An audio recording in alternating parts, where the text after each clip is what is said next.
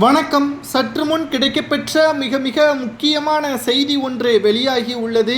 அனைத்திந்திய அண்ணா திராவிட முன்னேற்ற கழகத்தில் எடப்பாடியின் உடனடியாக பதவியை மாற்ற வேண்டும். தற்பொழுது தமிழகத்தில் நடக்கக்கூடிய நிகழ்வுகள் அனைத்தும் அதிமுகவின் வெற்றிக்கு வழிவகுக்கக்கூடிய வகையில்தான் திமுக ஆட்சிக்கு எதிராக மக்கள் போராட்டத்தை கையில் எடுத்துள்ளார்கள். தமிழகத்தில் சட்ட ஒழுங்கு மிக மோசமாக உள்ளது என்பதை நாம் அறிவோம். தமிழகத்தில் எடப்பாடி பழனிசாமி அவர்கள் பதவியே மாற்றினால் மட்டும்தான் மக்கள் நம் மீது நம்பிக்கை கொள்வார்கள். துரோகியே தலைவராக ஏற்றுக்கொள்ளவில்லை என்று மக்களவை தேர்தல் மூலமாகவே நாம் பார்த்துவிட்டோம். தற்பொழுது எடப்பாடியின் பதவியை மாற்றுங்கள் என்று செங்கோட்டையன் அவர்கள் அவைத்தலைவர் தமிழ்மகன் உசேன் அவர்களிடம் தெரிவித்திருப்பது அதிமுகவின் அரசியல் வட்டாரத்தில் பரபரப்பை ஏற்படுத்தியுள்ளது.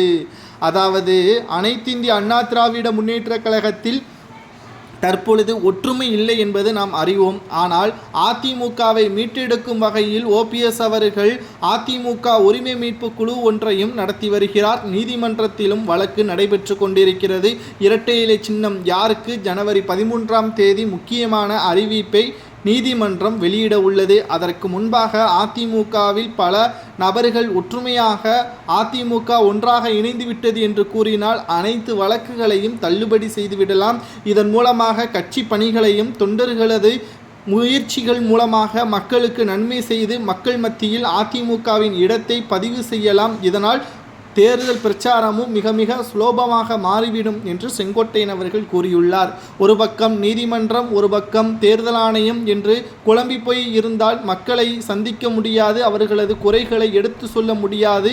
அதிமுகவிற்குள் பல பிரச்சனைகள் இருந்தால் நிச்சயம் அனைத்தையும் சரிகட்டி தேர்தலில் வெற்றியடைவதும் கடினம் என்று செங்கோட்டையன் அவர்கள் கூறுவது சரியாக இருந்தாலும் கடைசியாக அவர் கோரிக்கை வைப்பது தற்பொழுது எடப்பாடியின் பதவியை மாற்றியே ஆக வேண்டும். ஏனென்றால் மறைந்த முதல்வர் ஜெயலலிதா அவர்களுக்கு பிறகு அதிமுகவை ஓபிஎஸ் அவர்கள் பார்த்து கொண்டார்.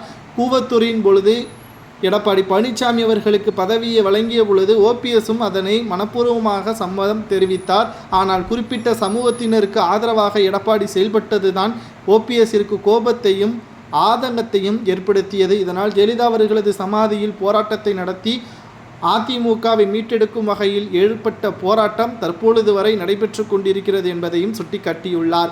அதிமுகவிற்கு தேவை மக்கள் நலன் என்று செங்கோட்டையன் அவர்கள் கூறுவது சரியா?